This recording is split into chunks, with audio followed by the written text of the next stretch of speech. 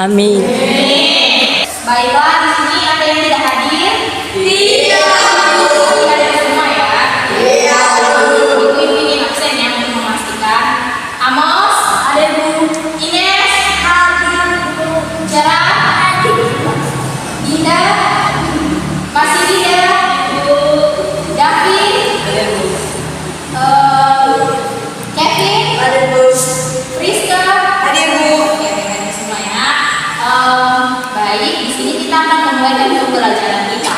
Namun sebelum kita memulai pembelajaran kita buat diam-diam ya. Coba ya. Kalau ibu bilang bahasa Indonesia, kalian jawabnya inovatif. Kalau ibu bilang lagi bahasa Indonesia, kalian bilangnya kreatif. Kalau ibu bilang bahasa Indonesia lagi, luar biasa. Yes, yes, yes. Bisa? Bisa Bu. Dengar ya. Bahasa Indonesia Inovatif. Bahasa Indonesia Kreatif. Bahasa Indonesia Luar biasa. Yes, yes, yes. mantap.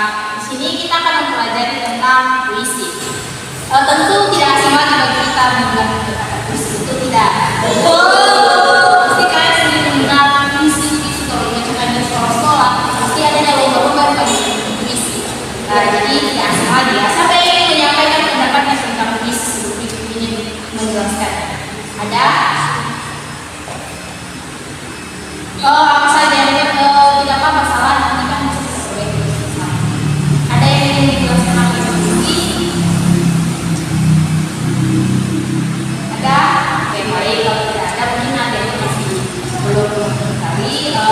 Puisi ini adalah suatu karangan yang ditata dengan cermat sehingga mampu mempertajam kesadaran orang akan suatu pengalaman dan membangkitkan tanggapan lewat bunyi, irama, dan makna khusus. Yang artinya puisi ini disampaikan secara tajam kepada pendengarnya, namun terlihat indah mulai dari bunyinya, iramanya, dan juga terdapat makna khusus di dalam puisi tersebut. Ya, itu puisi ya. Kalau kalian sering mendengar puisi itu di dalam sebuah yang disampaikan oleh orang-orang yang lomba puisi, misalnya kalau tidak sesuai atau tidak tersampaikan maknanya, itu tidak disebut puisi ya. Karena tidak ada makna yang disampaikan kepada pendengar. Menurut Waluyo, puisi ini adalah karya sastra dengan bahasa yang dipadatkan, dipersingkat dan diberi irama dengan bunyi yang pas dan pemilihan kata-kata yang kias atau imajinatif. Jadi selain itu puisi itu juga disampaikan dengan kata-kata yang imajinatif, yang imajinasinya itu seorang penulis itu bisa dikembangkan apa saja. Yang penting nanti maknanya itu bisa disampaikan kepada para pendengar. Itu puisi tadi. Baik, puisi ini juga memiliki ciri-ciri. Apa saja itu ciri-ciri dari puisi? Pertama itu penulisannya terdiri dari bait yang di dalamnya berisi baris-baris. Yang kedua, banyak menggunakan gaya bahasa atau majas yang bermakna kiasan. Lalu yang ketiga terikat oleh persajakan rima dan irama. Ketiga, ciri-ciri tersebut sangat berperan penting dalam penulisan puisi.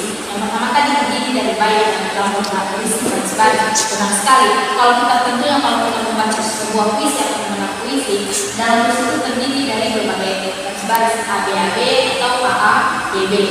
Itu ya. Lalu banyak menggunakan gaya bahasa majas yang bermakna kiasan. Kiasan itu bermacam-macam. Misalnya dia menyebutkan dalam puisinya itu dia mengatakan kalau hari ini terlalu indah, ya kan? Jadi hari ini terlalu indah untuk dinikmati. Jadi dia seakan-akan menyampaikan bahwa hari ini ada makna yang lebih indah, kan? Jadi itu banyak menggunakan bahasa yang bermakna kiasan. Lalu yang ketiga tadi terikat oleh persajakan rima dan juga irama. Adapun juga ciri-ciri puisi baru. Yang pertama, nama penulis yang diketahui. Yang kedua, mempunyai bentuk yang rapi atau simetris. Lalu gaya bahasanya itu dapat berubah-ubah atau dinamis. Beda sama yang tadi seperti puisi lama. Kalau puisi baru ini nama pengarangnya diketahui. Tetapi kalau puisi lama itu puisi baru itu nama pengarangnya diketahui. Sedangkan kalau untuk puisi lamanya itu tidak diketahui nama pengarangnya. Lalu yang kedua, bentuknya itu rapi atau simetris dan mensejajarkan akhir yang teratur. Lalu yang ketiga, bahasa yang dapat berubah. Berbeda tadi dengan puisi lama, itu menetap ada kaidahnya, sedangkan puisi modern itu memang ada kaidahnya, tapi bisa berubah-ubah sesuai dengan keinginan dari penulis tersebut. Ya, terus masuk kita kepada apa saja unsur-unsur dari bagaimana cara menemukan unsur-unsur dari pembentuk puisi ini. Puisi ini memiliki unsur. Yang pertama adalah unsur intrinsik. Kalau bisa kalian ambil unsur intrinsik dalam puisi ada? Unsur intrinsik dalam puisi itu terdapat adanya tema.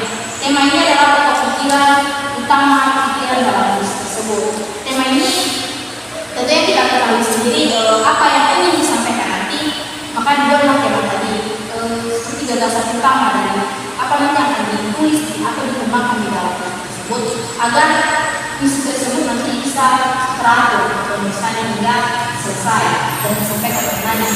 Lalu yang kedua, adanya perasaan atau imaji yang merupakan gambaran ekspresi diri dari perasaan penyair. Tentunya dalam puisi ini terdapatnya perasaan. Kalau kita ingin menulis puisi, tentunya yang ingin kita keluarkan itu harus disampaikan dengan jelas kepada pendengarnya atau pembaca.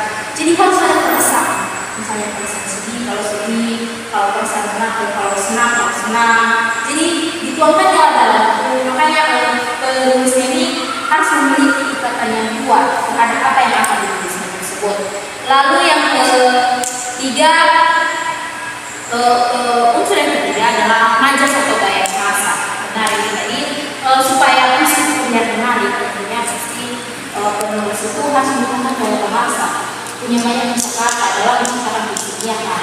Kalau misalnya dia tidak punya banyak kosakata, tentunya puisi yang disampaikan itu tidak ada efek yang baik untuk para pendengarnya, tidak ada efek keindahan.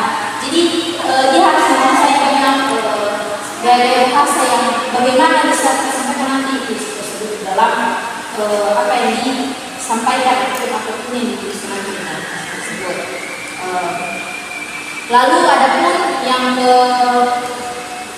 lalu yang selanjutnya adanya nada dan suasana yang di dalamnya ini penyair harus membangun nada dan suasana sehingga isi pesan itu dapat tersampaikan. Ini seperti yang saya bilang tadi itu penulis dalam membuat puisi itu harus mempunyai suasana bagaimana pesannya itu bisa dapat tersampaikan. Jadi kalau misalnya tadi yang saya bilang kalau suasananya sedih, berarti yang disampaikan itu harus sedih kan, supaya maknanya itu bisa disampaikan dengan sedih kepada para pembacanya atau pendengarnya. Kalau misalnya dia sedang marah, dalam puisinya itu yang mungkin ada terdapat beberapa kata yang menunjukkan ekspresi marah itu ya. Lalu yang selanjutnya amanah, jelas itu tentunya dalam puisi ini mempunyai amanah. Tidak mungkin seorang penulis itu dalam menulis puisinya itu tidak ada makna tersembunyi di dalam puisi tersebut. Tentunya dia ingin puisinya itu dapat dipahami dan dimengerti oleh para pendengarnya apa makna yang ingin minta dia sampaikan. Lalu masuk kita pada unsur ekstrinsik. Dalam puisi ini terdapat 3 unsur ekstrinsik. Yang pertama aspek historis, aspek psikologis dan aspek religi. Dalam aspek historis yaitu unsur yang mengacu pada sejarah yang terkandung dalam puisi. Tentunya pada puisi lama yang terdapat pada itu puisi lama itulah dia nanti aspek historis yang di dalamnya itu sejarah. Kalau adik-adik atau siswa-siswi kami ini sering membaca tentang puisi-puisi sejarah, di situ lebih banyak mencontoh kepada sejarah lampau. Lalu yang kedua adalah aspek psikologis yang dimana mengacu pada aspek kejiwaan dari pengarang tersebut. Ini seperti yang saya bilang tadi, aspek psikologis ini kan pada pribadi pengarang tersebut. Kalau misalnya dia marah, pasti yang disampaikan dalam puisinya itu